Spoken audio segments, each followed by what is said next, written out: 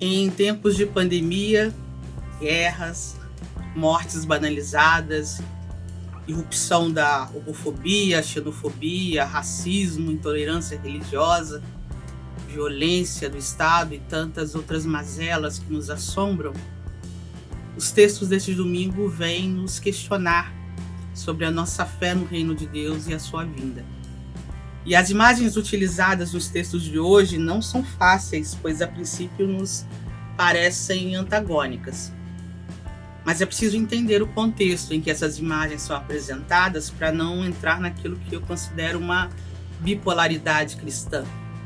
Primeiro, temos Ezequiel com o anúncio de que o Senhor tomará do cimo do cedro um broto bem lá de cima, do topo da árvore, e irá plantá-la no alto do monte para crescer forte e ser habitação de todas as espécies de aves e ser vista por todos. Numa altura de quase 2.000 metros de altitude, os cedros do Líbano fascinam pela sua majestade, seu verde eterno. Famosa pela madeira imperecível, essas árvores foram exploradas desde a antiguidade. Na época fenícia, sua madeira foi extraída em grande quantidade, em particular para o Egito e para as colônias fenícias do Mediterrâneo. O rei Salomão encomendou uma grande quantidade ao rei Irã do Tiro para a construção do Templo de Jerusalém, enquanto os egípcios utilizaram para a construção de navios e sarcófagos. Hoje, da imensa floresta que cobria toda a montanha do Monte Líbano, não existem mais que algumas reservas isoladas em Jaj, Tanorim, Éden, Baruch, Masser, Al-Shuf. Porém, a mais célebre dessas florestas é sem dúvida de Bechar, classificada como Patrimônio da Humanidade pela Unesco, que agrupa árvores de cedros centenárias, algumas até milenárias, de tamanho e beleza admiráveis.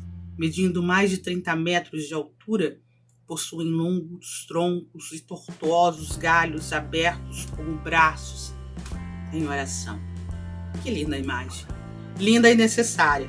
Quando o profeta Ezequiel pregou a sua mensagem no século V a.C., ele e seus ouvintes estavam exilados, distantes da sua terra e frustrados em seus sonhos. Quando a desesperança é grande, é necessária uma forte utopia. É como se Deus pedisse para o seu povo que olhasse para o cedro e se sentisse forte como ele. Eu nasci no interior e brincando debaixo das mangueiras, dos enormes bambuzais. Isso é tão forte para mim que na primeira aula de eclesiologia, quando a professora e teóloga Ana Maria Tepedino nos pediu que criássemos a nossa própria imagem de igreja, assim como Paulo, eu logo pensei no bambuzal. Forte, com várias hastes unidas, mas suave e vergando ao vento do Espírito. O povo de Israel, no tempo de Ezequiel, precisava da sombra do cedro.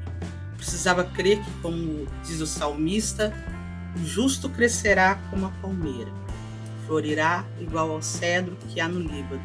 Na casa do Senhor estão plantados, nos átrios do meu Deus florescerão. Mas então Marcos nos traz Jesus com duas imagens bem diferentes da de Ezequiel.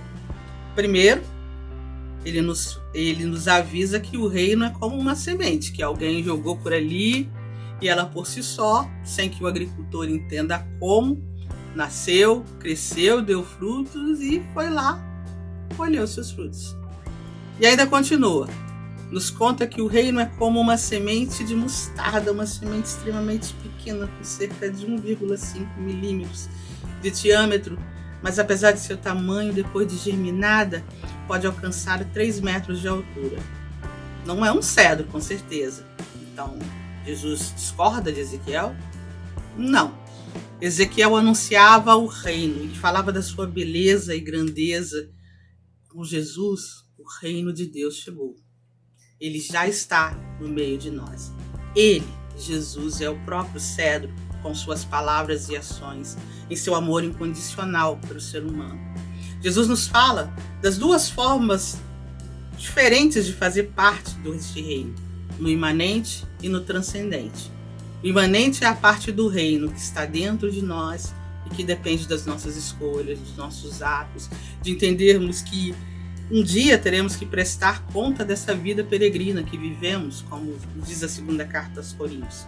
Aliás, todos nós temos que comparecer às claras perante ao tribunal de Cristo, para cada um receber a devida recompensa, prêmio ou castigo do que tiver feito ao longo da sua vida corporal. E no transcendente da sua existência, o reino está para além de nós, ele é maior que nós, ele não depende só da nossa vontade, mas também da vontade de Deus.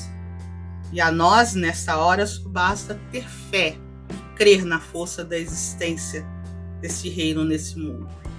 Mesmo que tudo pareça tão difícil agora. Talvez seja necessário ao mundo de hoje olhar para Jesus como nosso grande cedro, que queremos abraçar. E reconhecer que temos uma fé do tamanho do grão de mostarda, mas com a potência de nos alimentar e fortalecer. No mais, aceitemos hoje o conselho de Santo Inácio de Loyola. Trabalha como se tudo dependesse de ti e confia como se tudo dependesse de Deus.